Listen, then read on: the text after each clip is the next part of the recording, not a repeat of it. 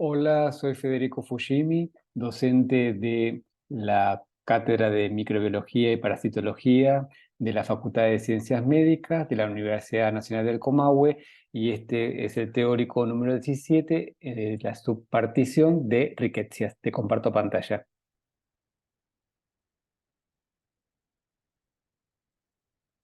Bueno, en esta ocasión vamos a hablar de Rickettsias, del grupo del tifus. Como ya te habíamos compartido, vieron que para estudiar riquezas se las agrupan en los que llaman grupos de las fiebres manchadas, grupos del tifus, grupo de las erliquiosis anaplasmosis y de la fiebre Q. En esta ocasión vamos a hablar solamente del grupo tifus, en donde está implicadas acá el tifus epidémico provocado por la Rickettsia prowazekii, el tifus endémico provocado por la Rickettsia typhi y el tifus de las malezas provocado por la Orientia tsutsugamushi. Grupo del tifus.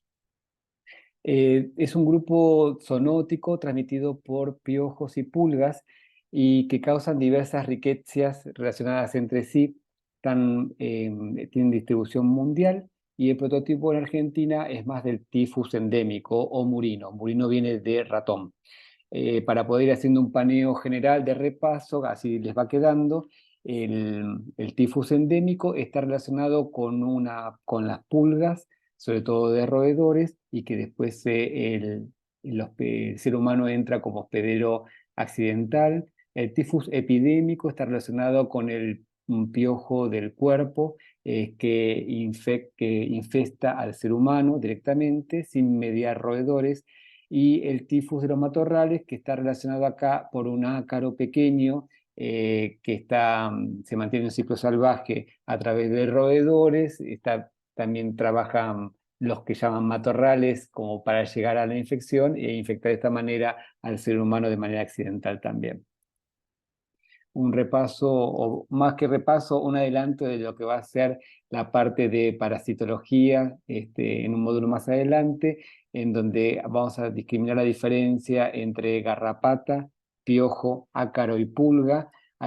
Son bastante conocidos, pero hay que hacer algunas diferencias algo más científicas.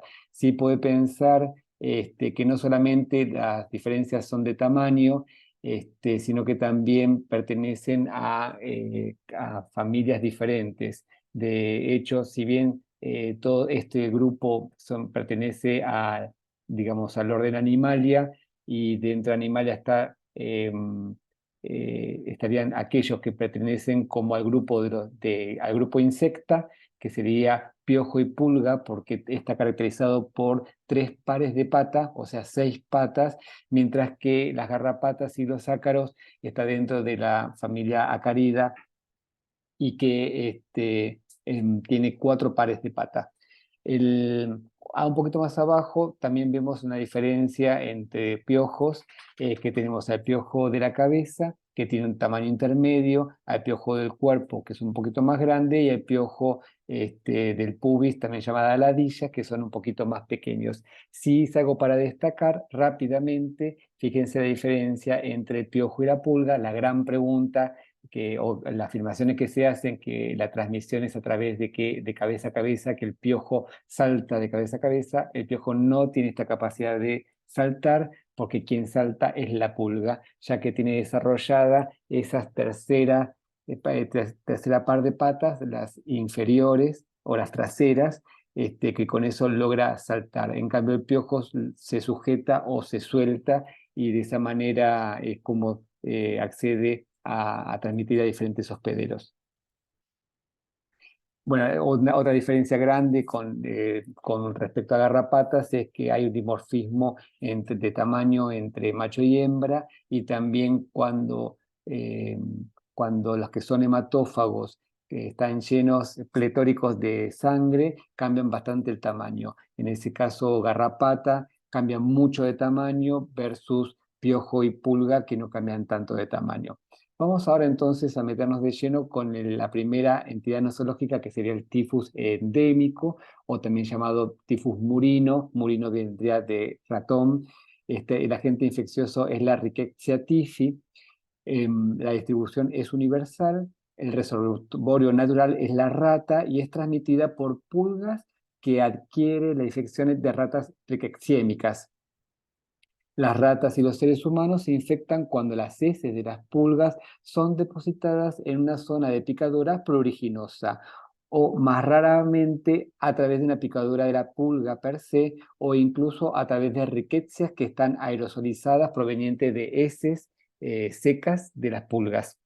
Ahí a la izquierda vemos una foto de una pulga llamada Xenophila keopis.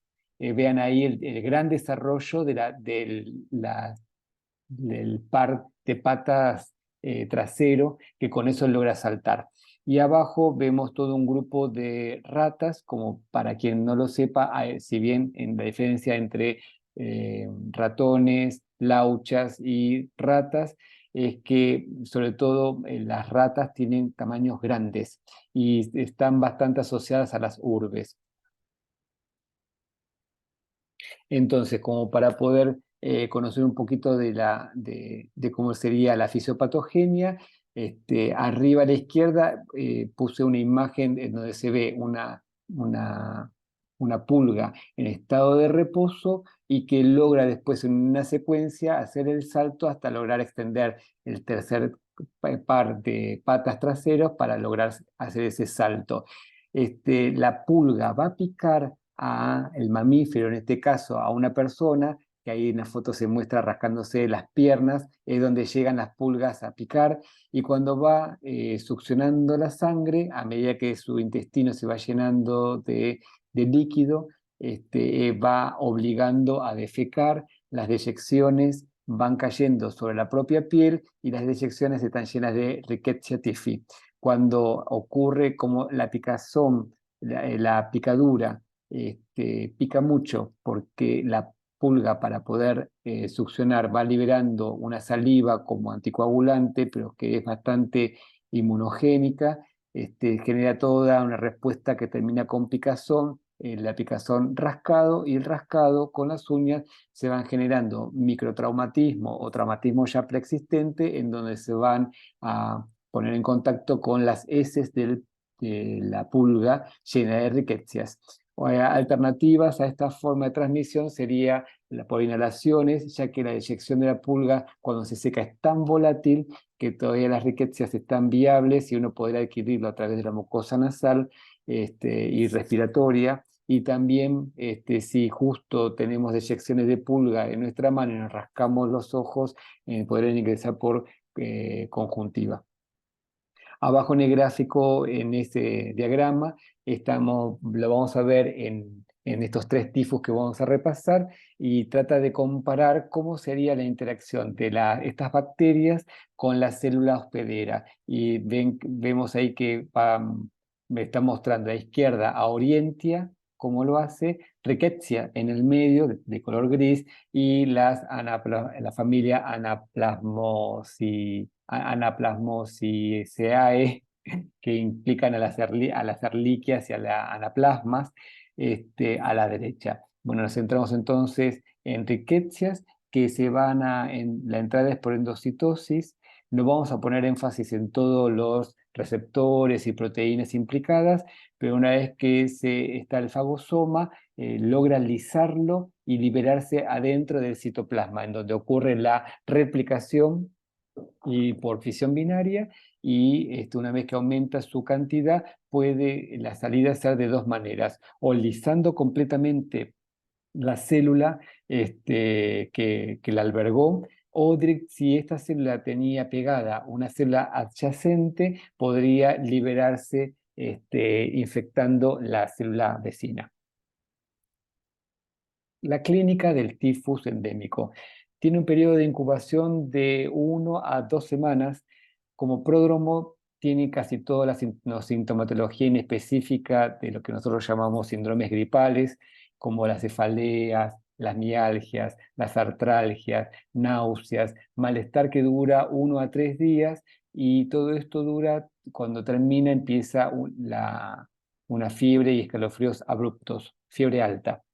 Puede haber o no un exantema que es variable en su aparición, aparece entre el 13 al 50%, y si bien tiene una evolución favorable, con buena resolución, el 35% de las pacientes empiezan a tener compromiso pulmonar, se manifiesta con una tos no productiva y algunos de ellos podrían tener en sus radiologías manifestaciones de patrones retículos nodulillales de las neumonías intersticiales con compromiso de los espacios pleurales, como generando derrame pleural. Raramente podría generar afectación neurológica, dado que puede generar meningoencefalitis y los signos bastante característicos sería la confusión, el estupor y el coma típico de las encefalitis. De vuelta para poder seguir pensando o reteniendo que el tifus endémico o el tifus murino, implicada la pulga, ahí se muestra en la piel humana, en donde con la tercera pata está saltando dentro de la propia piel, pero podría saltar de persona a persona. Abajo a la derecha estamos viendo dos placas radiográficas de tórax, en donde la imagen A mostraría a esta muchacha de 16 años, en donde sus campos pulmonares no están teniendo la radiolucidez que se espera. De hecho, tiene una radiopacidad difusa, con patrón retículo nodulillar, que también llamamos en vidrio esmerilado, características de las neumonías intersticiales o neumonías atípicas. Y fíjense que los senos costofrénicos están velados. Después del tratamiento con la antibiótico terapia, fíjense en la imagen B cómo ya los senos costofrénicos están liberados, porque se ve la puntita bien radiolúcida y los campos pulmonares también bien radiolúcidos. Y a la izquierda una magnificación del brazo de una persona, de un varón, en donde se ve el exantema maculoso que no es palpable. ¿Cómo se hace el diagnóstico? Bueno, hay algunos datos de laboratorios que pueden ser sugestivos y habría que ir a buscarlos porque en algún momento cursa con una tricitopenia en donde aparece comprometida la serie roja generando anemia, la serie blanca generando leucopenia. Todo esto se da al inicio, y la serie megacariocítica generando trombocitopenia. Después de avanzada la enfermedad, aparece una leucocitosis. También aparecen signos de inflamación hepática con la destrucción celular, caracterizadas por el aumento de las transaminasas, y el diagnóstico se puede hacer a través de serología, dosando y buscando IgM e IgG específicas, que, bueno, como sabemos, la IgM se haría en los primeros momentos, pero saber que tiene muy buena representación la IgG después de los 10 días. Sí, la inmunofluorescencia indirecta sigue siendo el método de referencia. Por supuesto que los métodos de biología molecular como la PCR están indicados para poder hacer el diagnóstico de certeza. En relación con el pronóstico es bueno, solamente el 10% de las personas que tramitan algún tipo de manifestación severa de la enfermedad es la que necesita cuidados intensivos, y esta severidad está dada habitualmente por la edad o por alguna enfermedad que debilite al hospedero. Tiene una mortalidad del 1%. El tratamiento de elección sigue siendo doxiciclina. Fíjense ahí que pusimos esta regla mnemotécnica que solemos trabajar para poder recordar a esta altura de la carrera qué grupo de antibiótico pertenece y dónde actúa. O en microbiología está más adelante, se va a tener farmacología, así que esto es una referencia. Y doxiciclina forma parte de la familia de las tetraciclinas, que como ven ahí, trabajan sobre la subunidad 30S ribosomal. No todas las personas son candidatas a usar tetraciclinas por eventos adversos que reportan, y, por ejemplo, para personas menores de 8 años o para personas gestantes están indicados los macrólidos, que van a trabajar sobre la subunidad 50S, y las quinolonas, que sería de las familias, trabajan sobre los ácidos nucleicos bacterianos. Bien. Ahora cambiamos de color ahí en membrete y pasamos al tifus epidémico, también llamado tifus zoonótico o tifus silvestre. Este tiene una característica diferente al que vimos anteriormente, que era el endémico, y el agente infeccioso se llama Rickettsia prowazekii, en donde se pronuncia termina con doble I para que sepas escribirlo.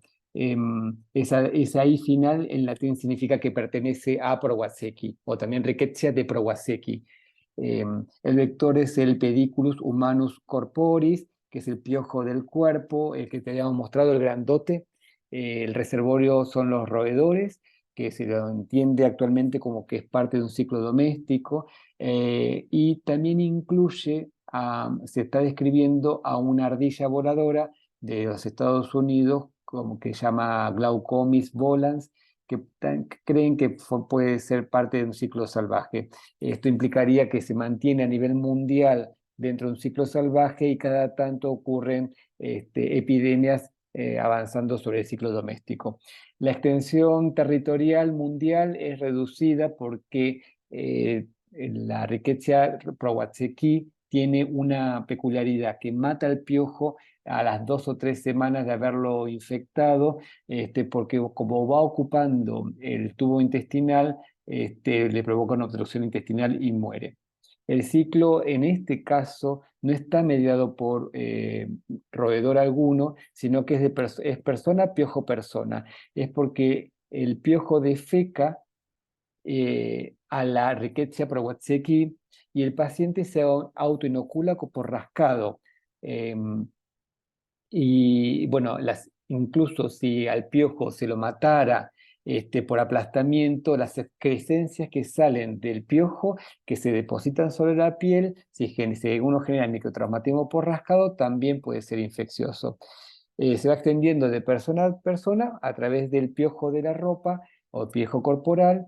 El piojo de la ropa tiene algunas peculiaridades, que vive sobre la ropa y se alimenta de la persona. Entonces está asociado a condiciones de higiene escasa. Entonces hay que empezar a pensar en las prisiones, en las guerras, en las migraciones masivas por desastres, en campos de refugiados.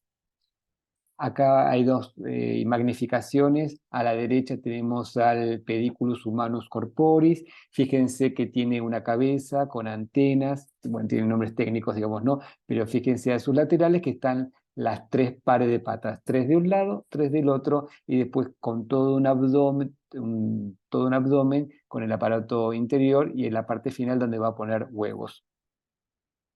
Y en la imagen de la izquierda estamos notando en la microscopía células del sistema inmune que están infectadas por Rickettsia prowazekii. Más imágenes para que pueda uno memorizarlo o acordarse por asociación. Fíjense que ahí tenemos a la derecha a una hembra de piojo, y con un montón de elementos redondeados que son los huevos, también llamados liendres, que con un cemento los va pegando al tejido, a la fibra o vegetal, como puede ser el algodón, o la fibra sintética. Que en este caso ahí estoy identificando que el punto de este tejido es un punto jersey. Me hace acordar a los pulóveres que me hacía mi mamá. Hay algo respecto a los piojos que tiene una cosa muy, muy humana, ¿no es cierto? Y bueno, para poder atraer algo de mi familia de costureras y tejedoras, mi abuela siempre decía esta frase: juntos como piojos en costura. O viajamos en el subte tan apretados que estábamos juntos como piojos en costura. Eh, Evidentemente la gente evaluaba las prendas antes para darse cuenta si estaban infestadas por piojo, y las costuras eran los lugares donde se escondían estos insectos con toda su prole de liendres. Y ahí hay una magnificación de un puño en donde se puede ver lo pequeñitos que son estos piojos y el color que tienen, que si uno no está atento no se logran ver. Cuando los adultos se mantienen en la ropa agarrados, están calentitos con la temperatura corporal del ser humano, y cuando necesitan alimentarse se pasan a la piel, pican, succionan sangre y vuelven a la ropa. Con lo cual uno iba intuyendo cómo va a ser la parte de la prevención, que tiene que ver con compartir fomites, ¿no? Bueno, algunas cosas más respecto a la historia y para que uno pueda tenerlo en cuenta, es que son enfermedades que están asociadas al hacinamiento y a las bajas condiciones de higiene, en donde la pobreza se puede poner en juego, el frío se pone en juego, bueno, guerras y desastres naturales, ¿no? Los últimos reportes que trae la OMS han sido de finales del siglo XX, por ejemplo, Burundi, África. También el tifus epidémico está asociado a un síndrome que describieron Brill y Zinsser, que cuando lo describieron en veteranos de guerra, de la guerra de trincheras, de la Primera Guerra Mundial. Ahí te dejo una foto en la esquina inferior derecha, en donde ya de vuelta, como parte de los aliados, volvieron a su país tiempo después. Este, Recuerden que la Primera Guerra Mundial fue en la década del 30, ahí nació mi abuelo, en el 14, perdón, en la década del 30, en el 14, y fíjense que la descripción fue hecha en 1930. Años después vuelven a tramitar un nuevo exantema y un nuevo tifus epidémico, y bueno, se va investigando y tiene que ver con que las riquezas por más que se haga el tratamiento, cierta cantidad queda alojada dentro del cuerpo. Y se vuelve a aparecer un nuevo tifus en una persona que ya había tenido un tifus. Se cree que Rickettsia prowazekii, y que está asociado al Pediculus humanus corporis y sus deyecciones, es altamente factible de que se pueda usar como bioterrorismo, porque las heces secas de los piojos se pueden aerosolizar. A la izquierda te muestro el exantema de un síndrome de Brill-Zinsser, en donde tiene esta peculiaridad de ser maculopapuloso, de bordes bien definidos, e incluso te diría que en algunos tiene como ese collerete de la formación de inmunocomplejos. Digamos, la clínica. La clínica Rickettsia prowazekii tiene tropismo específico por células del sistema inmune y del endotelio. La incubación es de 1 a 3 semanas. Y lo que hace es comprometer a todos los sistemas de irrigación, sobre todo por el compromiso de las células endoteliales. La severidad es inóculo dependiente. ¿Te acuerdas que hemos definido lo que significaba inóculo? Depende qué cantidad de riquezas ingresan al cuerpo, es la capacidad que tiene de hacer daño, ¿no? Primero se da un comienzo abrupto con fiebre alta, postración, cefalea intensa y mioalgias severas. Aparece fotofobia y el 70% de las personas que empiezan con esta clínica tienen tos. Eventualmente, como un segundo paso y al quinto día, puede aparecer un exantema. Este exantema está dado por inmunocomplejos. Vayan pensando en inmunología, en la hipersensibilidad tipo 3, y que si bien es macular inicialmente, macular significa que se ve en mancha, después se transforma en petequial, como con cierto compromiso microvascular que se deja visible en la piel. Y la evolución se llama que es un exantema centrífugo porque empieza en las axilas. ¿Por qué ser axilas? Tener pensado, hay un montón de costuras ahí y hay un montón de picaduras, ¿no? Empieza en las axilas y se distribuye hacia el cuerpo. En ese sentido respeta palmas, plantas y rostro. Y la conjuntivitis puede ocurrir. Y en un tercer momento, si no media un tratamiento, puede aparecer afección ya de órganos. En cerebro, las meningoencefalitis como la del anterior tifus, y con los signos de confusión y coma. En piel puede aparecer necrosis cutáneas por gangrenas en dedos, sobre todo de los pies y las últimas falanges. Y en pulmón puede aparecer las neumonitis intersticiales en los casos más severos, y el compromiso renal genera insuficiencia renal y es lo que va a dar la causa de deceso, y la mortalidad ronda, depende de los casos, entre las publicaciones entre el 7 al 40%. ¿Cómo se hace diagnóstico de un tifus epidémico? Bueno, se usa serología, acá también la inmunofluorescencia indirecta y las técnicas de aglutinación por látex, de partículas de látex, son importantes porque se pueden usar en laboratorios de baja complejidad. Ahora, atención, que se pueden cultivar, pero se hace en lugares de laboratorios de referencia, repasando bioseguridad. Hay que acordarse que las rickettsias junto con Coxiella tienen un nivel de riesgo 3, que son patógenos altamente transmisibles. Los códigos de actividades que tienen que estar interviniéndose son los A, B y C. A son todas las actividades microbiológicas.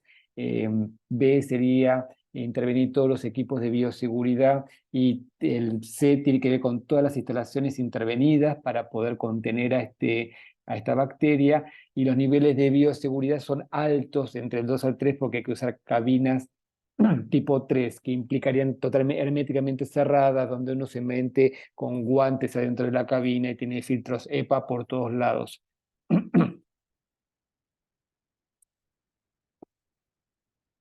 Leyendo la parte de tratamiento, igual que el otro tifus, las tetraciclinas juegan un papel importante. Para la gente no gestante se van a usar la doxiciclina. Para las personas gestantes y menores de 8 años habría que usar también macrólidos, como por ejemplo eritromicina, claritromicina, acitromicina, o el clorafenicol.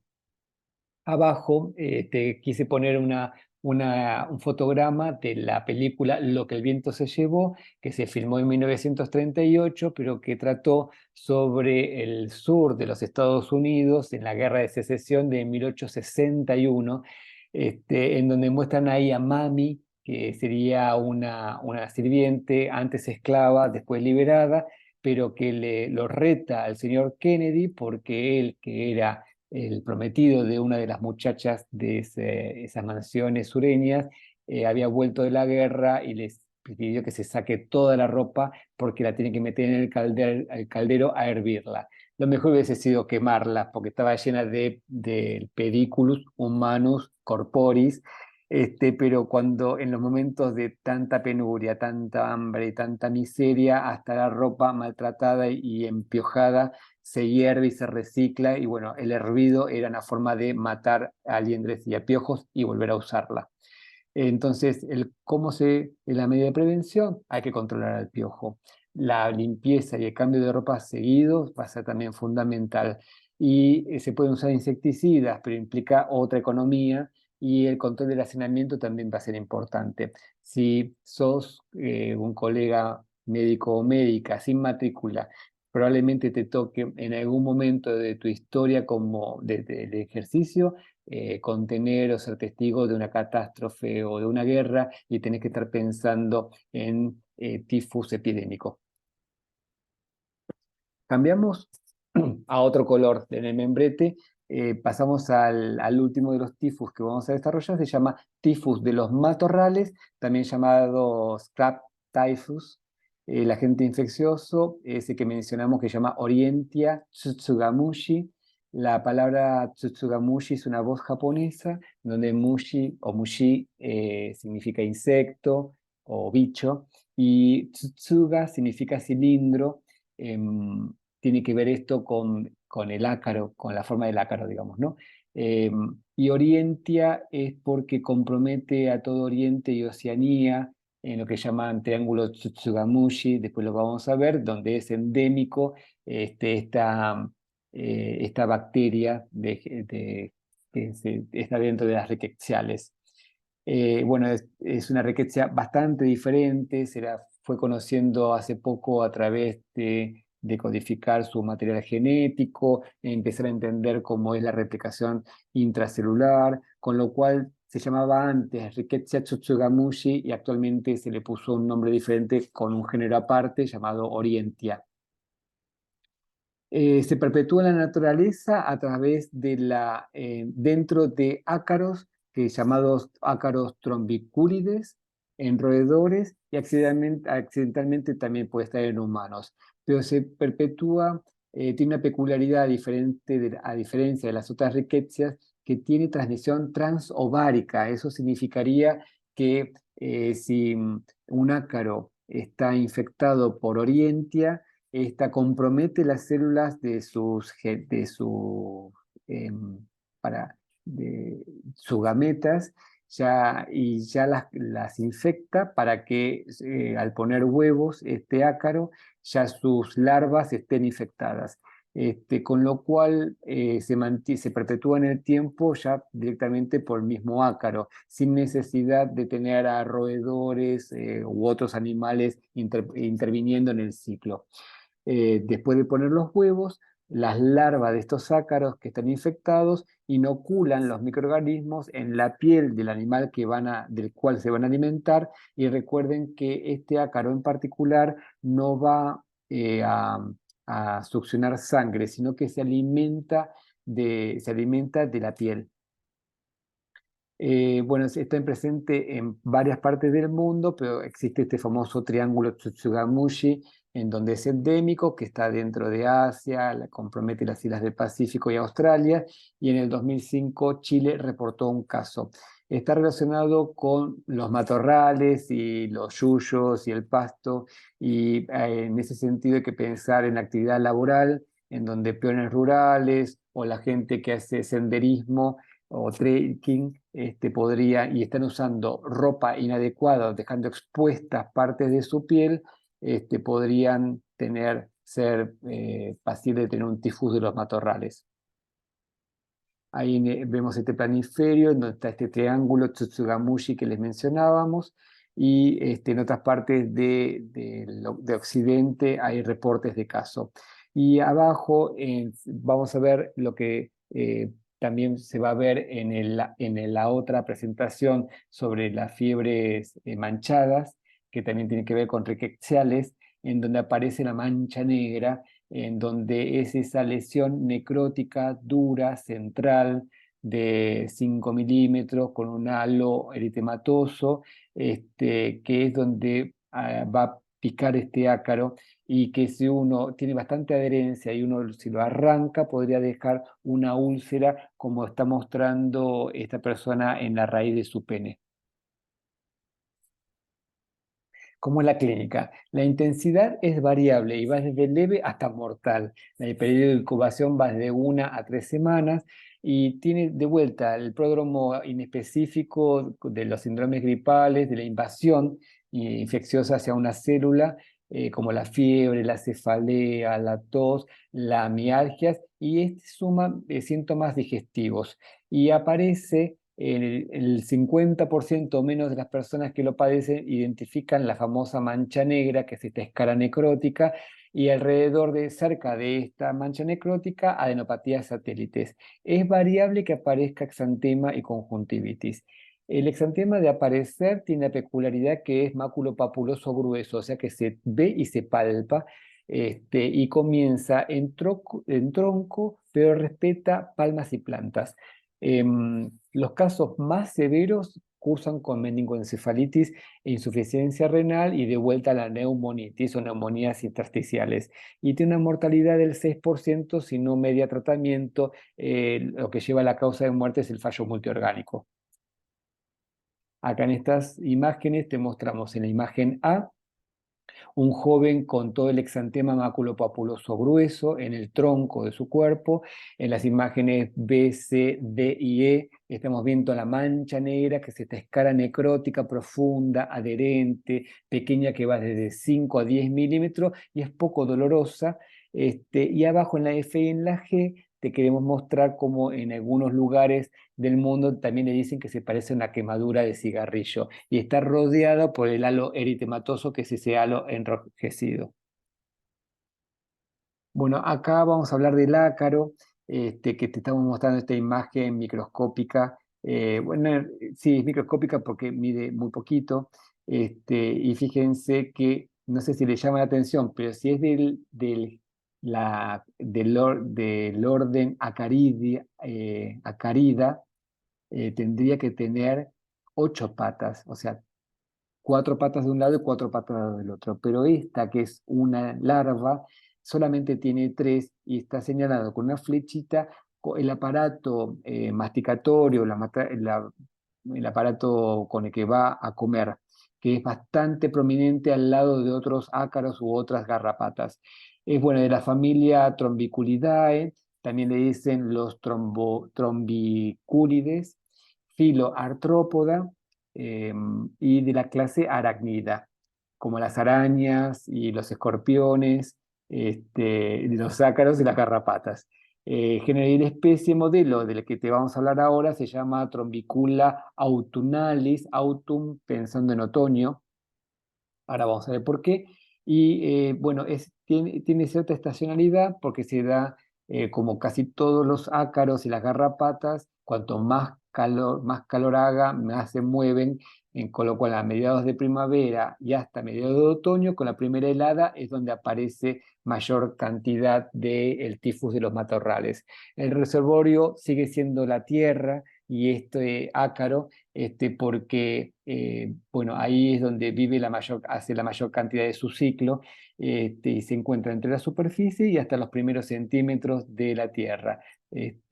Cuando aparece la primera helada, se van bien para abajo.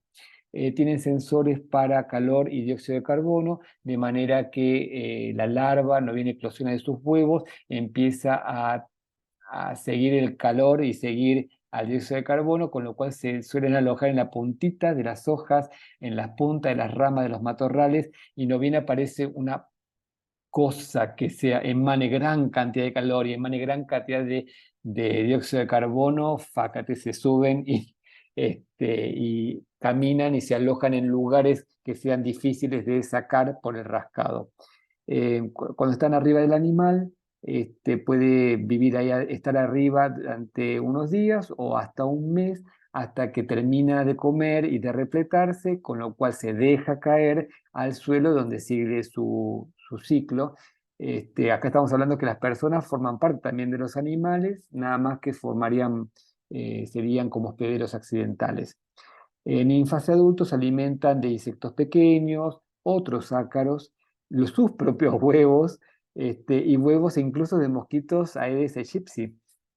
Cuando está la larva arriba del animal, lo primero que hace es sujetarse con ese aparato que es el hipostoma, y con el hipostoma va entrando, penetrando, penetrando la piel, liberando un montón de enzimas proteolíticas que no solamente ayudan a penetrar en profundidad la piel, sino que también le permiten ir digiriendo parte del estrato espinoso y germinativo. No son hematófagas, sino que estas larvas lo que hacen es comer células que están en nuestra piel.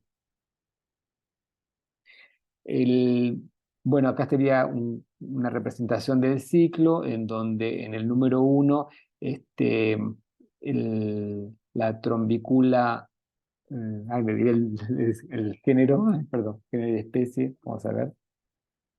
La trombicula autumnalis, sus huevos, la hembra pone hasta 40 huevos, 40 unidades por mes, y que necesitan estar incubados durante 6 días. Cuando eclosionan, sale la larva, que la única fase parasitaria tiene la peculiaridad de tener 6 patas y mide re poquito, 0,2 milímetros. Imagínense este tamaño en la punta de una hoja, esperando que pase un animalito o una persona. No bien pasa, se agarran, vive durante un mes arriba o menos y después cae al piso, en donde se transforman en el paso 3, que sería la ninfa. Ahí sí aparece la cuarta pata, y tiene las 8 en total, son saprofíticas, hasta que se transforman en adultos, que tienen un tamaño hasta de 2 milímetros, sigue siendo pequeño, y este adulto puede vivir hasta 12 meses de vida. El ciclo completo dura 50 a 70 días. En esta placa ahora vamos a hablar de Orientia tsutsugamushi, que bueno, lo que estamos viendo son 4 imágenes de microscopía electrónica, en donde van a ver que en la imagen A se está viendo señalado con la B larga de bacteria a la Orientia en particular. Que fíjense que tiene un tamaño muy parecido a las mitocondrias, que están señaladas ahí con las letras MI. La Orientia tiene la peculiaridad de, cuando está dentro de la célula, ubicarse cerca del núcleo y hace colonias perinucleares.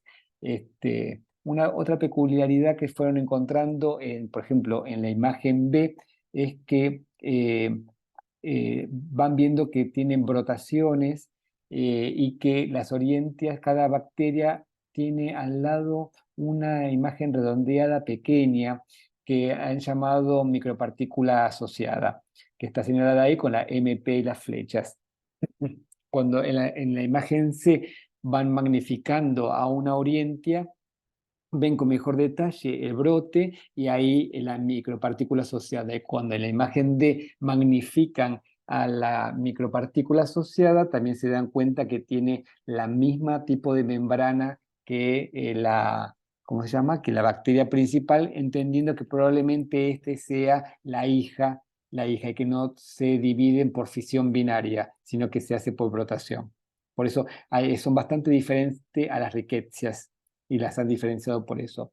Vamos entonces repasando aquí, tendríamos a la izquierda el ácaro, que es la trombicula autunalis, quiere decir, y que trepa este artrópodo hasta la punta de los pastitos, como está esa imagen, y no bien pasa un mamífero, que puede ser acá un ratón, o puede ser un ser humano, o cualquiera, se trepa donde la larva se prende y come.